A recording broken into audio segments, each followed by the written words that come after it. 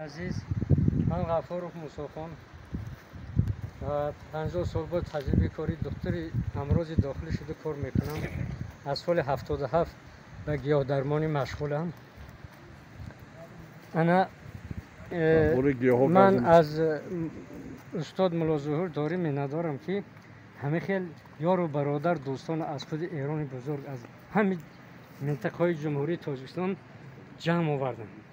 شاعر گفته است که هیچ شادی نیست اندر این جهان بهتر از دیدار روی دوستان. برای همین ما دیدار بینی آمدیم، دیدن دوستان آمدیم. برای همین من بعضی تجربه های کارم باید میکنم که من همین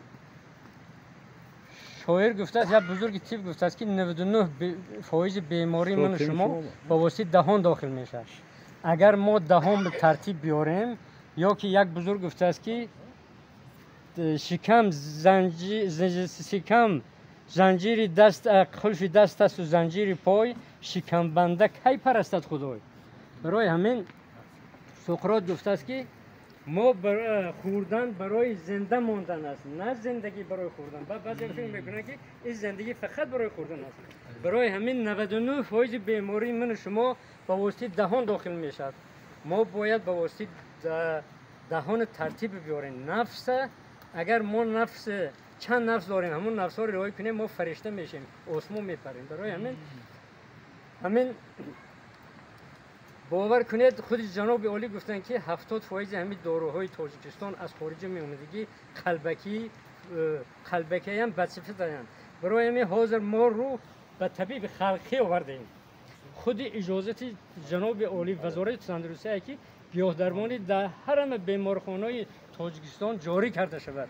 در دوره اتفاق شوروی گیاه درمانی قریب من بود. میبخشید همین علف در تیپ پچکی شما نامش چی درباره همین معلومات؟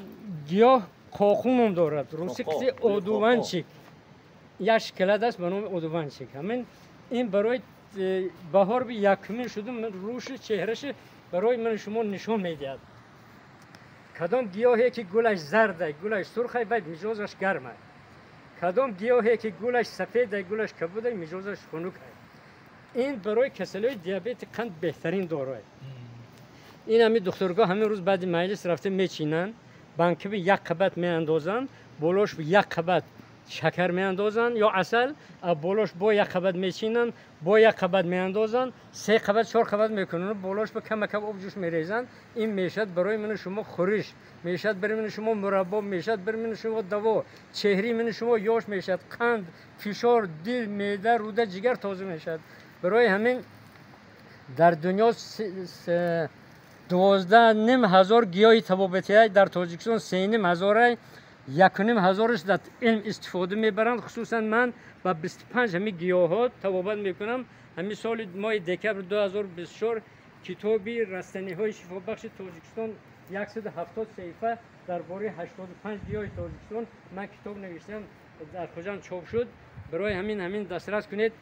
حاضر درباره دوپینگ گفتن، همین لبلبوی سرخ کراسنی سویکلا دوپینگی طبیعی ہے. اگر سپورتسمن ها دوپینگ های استفاده برند چمپیونات راه نمیتید. لیکن اگر من شما لبلبی سرخ استفاده بریم، همون دوپینگ طبیعی که من شما رو چهرمون یاش میکند، جگر تازه میکند، درون ملایم میکند، دیگر میکند. یا که یک گیاهی در همین کوههای وادی زرافشان میشد، در همین کوههای تاجیکستان میشد، میبخشید زرینگیاه یا زرچوبه نه زرچوبه. روسی کسی زلطای کورین زیاده از 50 کسل توبت میکند.